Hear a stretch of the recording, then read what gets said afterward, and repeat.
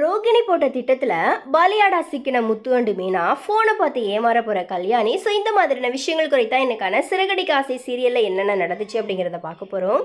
So அந்த வகையில் மீனாவை பொறுத்த வரைக்கும் தியாகி செம்மலா பேர் எடுக்கணும் அப்படிங்கிறதுக்காக புகுந்த வீட்டில் கொஞ்சம் ஓவராக தான் அடங்கி போகிறாங்க. அதுலேயும் மாமனார் மாமியாருக்கு மட்டும் இல்லாமல் அங்கே இருக்கிறவங்களுக்குமே பணிவிடை செஞ்சு சம்பளம் இல்லாத வேலைக்காரியாக தான் வாழ்ந்துட்டு வராங்க. என்னதான் தன்னுடைய குடும்பம் ஒற்றுமையாக இருக்கணும் அப்படிங்கிற மாதிரி அனுசரித்து போனாலும் ரோகிணி மனோஜ் மட்டன் தட்டி பேசி மீனாவை நோகடிச்சாலும் அதை கண்டுக்காம மீனா அமைதியாக இருக்கிறது கொஞ்சம் கடுப்பேத்துது. இப்போது ஒட்டுமொத்த குடும்பமாக சேர்ந்து சாப்பிட்டுக்கிட்டு இருக்கும்போது மாமனாருக்கு பார்த்து பார்த்து கவனிக்கிறாங்க மீனா. இதையுமே கிண்டல் பண்ணுற விதமாக ரோகிணி அண்டு மனோஜ் நக்கல் அடித்து பேசுகிறாங்க.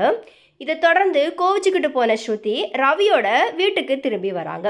அப்போ விஜயா, இந்த வீட்டில் மாமியாராக இருக்கிற என் பேச்சையும் மதிக்காமல் உன் இஷ்டத்துக்கு உங்கள் வீட்டுக்கு போயிட்டு இப்போ எப்படி நீ இங்கே வர அப்படிங்கிற மாதிரி கேட்குறாங்க.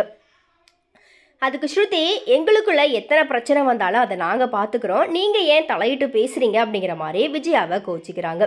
உடனே அண்ணாமலை, உன்னோட சந்தோஷத்துக்கு எந்தவித குறைச்சலும் வராது, உங்கள் பொண்ணு எங்கள் வீட்டில் ரொம்ப சந்தோஷமாக இருப்பா அப்படிங்கிற மாதிரி உன்னோட அப்பாவுக்கு நான் வாக்குறுதி கொடுத்துருக்கேன். நீ இப்போது அங்கே போனால் அவங்க எங்களை பற்றி என்ன நினைப்பாங்க அப்படிங்கிற மாதிரி கேட்குறாரு. அதுக்கு, இது என்னோட குடும்பம், அதனால் இந்த குடும்பத்தை நான் யார்கிட்டையும் விட்டு கொடுத்து பேச மாட்டேன், என்ன பிரச்சனை அப்படிங்கிற மாதிரி கூட நான் அவங்கக்கிட்ட சொல்லலை.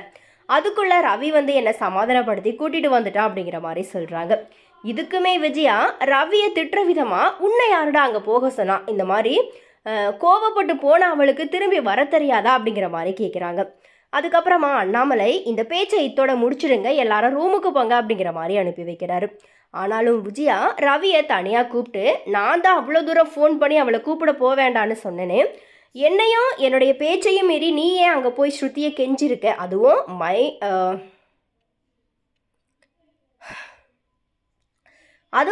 டைமண்ட் மோதிரம் வாங்கி கொடுத்து சமாதானப்படுத்தணுமா அப்படிங்கிற மாதிரி கேட்குறாங்க. அதுக்கு, நீங்கள் சொல்லும்போது நானும் கூப்பிட போக வேண்டாம் அப்படிங்கிற மாதிரியா தான் நினச்சேன், ஆனால் மீனா அண்ணி தான் ஃபோன் பண்ணி நான் செஞ்ச தவறை எனக்கு சுட்டி காமிச்சு பேசுகிறாங்க, அதனால தான் என் மேலே தப்பு இருக்குது அப்படிங்கிறது எனக்கு புரிஞ்சு ஸ்ருதியை நான் சமாதானப்படுத்தி கூட்டிகிட்டு வந்தேன் அப்படிங்கிற மாதிரி சொல்கிறாரு.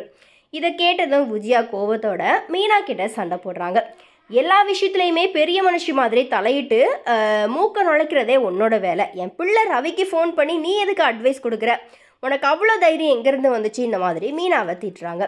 அதுக்கப்புறமா முத்து அண்ட் அண்ணாமலை நீ செய்ய வேண்டிய வேலையை மீனா செஞ்சுருக்கா, இதையுமே பெருசாக பேசி பிரச்சனை பண்ண வேண்டாம் அப்படிங்கிற மாதிரி விஜயாவை அண்ணாமலை தடுத்துடுறாரு.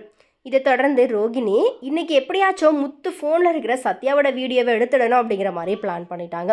அதுக்காக எல்லாருமே தூங்கின நிலையில் மீனா முத்துவுக்காக பால் காய்ச்சிக்கிட்டு இருக்கும்போது அதில் தூக்க மாத்திரையை கலந்துடுறதுக்கு பிளான் பண்ணிட்டாங்க. அதன்படி மீனா பால் காய்ச்சிக்கிட்டு இருக்கும்போது ரோகிணி, மழை வர மாதிரி இருக்குது, மாடியில் துணி காய போட்டிருக்குது, நீங்கள் போயிட்டு எடுத்துகிட்டு வாங்க அப்படிங்கிற மாதிரி மீனாவை மாடிக்கு அனுப்பி வச்சிடுறாங்க. உடனே மீனா மாடிக்கு போன நிலையில் ரோகிணி பாலில் தூக்கு மாத்திரையை கலந்துடுறாங்க. அதுக்கப்புறமா மீனா கீழே வந்ததும் ரோகிணி கிட்ட மாடியில் துணியே இல்லை, நீங்கள் ஏன் இப்படி சொன்னீங்க அப்படிங்கிற மாதிரி கேட்குறாங்க. இல்லை, காய போட்டிருந்த மாதிரி இருந்துச்சு, அதனால தான் சொன்னேன் அப்படிங்கிற மாதிரி சமாளிச்சுட்டு போயிடுறாங்க. அடுத்ததாக மீனா பாலை எடுத்துகிட்டு முத்துவுக்கு கொடுக்குறாங்க. உடனே முத்துவும் அந்த பாலை குடிச்சிட்டு மீனாவுக்கு மிச்சம் இருக்கிற பாலை கொடுத்து ரெண்டு பேருமே பேசிக்கிட்டு இருக்கிறாங்க. இதை ஒளிஞ்சிருந்து ரோகிணி பார்த்துக்கிட்டு இருக்கிறாங்க. கடைசியில் ரெண்டு பேருமே தூக்கம் வருது அப்படிங்கிற மாதிரி தூங்கின நிலையில் ரோகிணி முத்துவோட ஃபோனை பிளான் பண்ணபடி எடுத்து பார்க்க போகிறாங்க. ஆனால் அதில் ரோகிணிக்கு ஒரு மிகப்பெரிய ஏமாற்றமாக தான் இருக்க போகுது. ஏன் அப்படின்னா, முத்து ஃபோனில் சத்யா பற்றின வீடியோ இருக்க போகிறது கிடையாது. அதுக்கு காரணம், சத்யா இப்போ திருந்தி நல்ல பிள்ளையாக மாறிட்டாரு அப்படிங்கிறதுனால முத்து அந்த வீடியோ இனி தேவையில்லை அப்படிங்கிற மாதிரி டெலீட் பண்ணுறதுக்குமே வாய்ப்பு இருக்குது.